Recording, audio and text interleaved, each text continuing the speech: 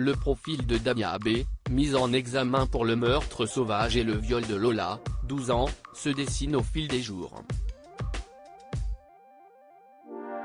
Depuis la découverte du corps de la collégienne dans une malle au pied de sa résidence du 19e arrondissement de Paris et l'interpellation de la suspecte, les enquêteurs tentent de connaître les raisons qui l'ont poussé à commettre un tel acte, laissant la France entière sous le choc.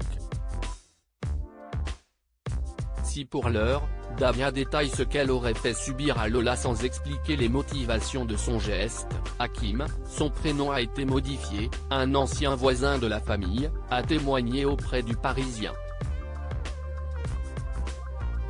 Hakim a bien connu Mounia et ses filles, dont Damia, qu'il considérait comme sa nièce. Hakim était l'ami de la famille, toujours présent dans les coups durs pour donner un coup de main.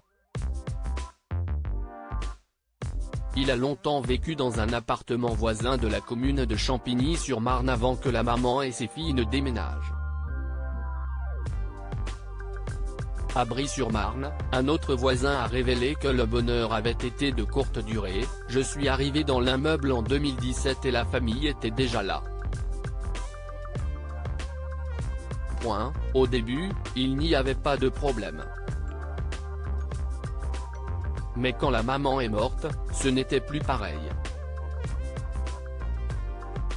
J'entendais des éclats de voix que je n'entendais pas avant.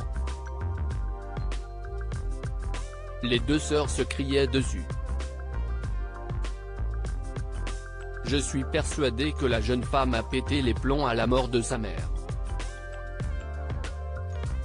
Comme le déclare Hakim, Mounia était dévouée à ses filles et prête à tout pour qu'elles s'en sortent. Vous savez, sa mère était une femme bien. Elle surveillait ses filles.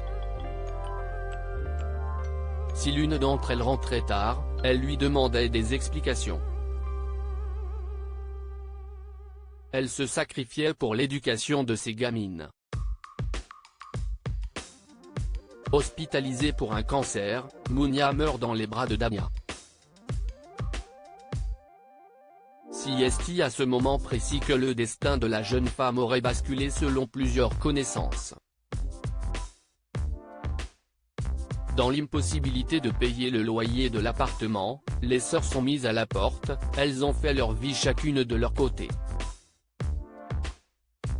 Damia, je la voyais de moins en moins, poursuit Hakim.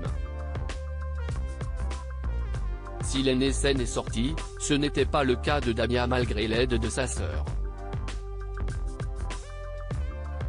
La jeune femme de 24 ans aurait déclaré aux enquêteurs qu'elle était hébergée chez elle, endroit même où le meurtre de Lola aurait été commis.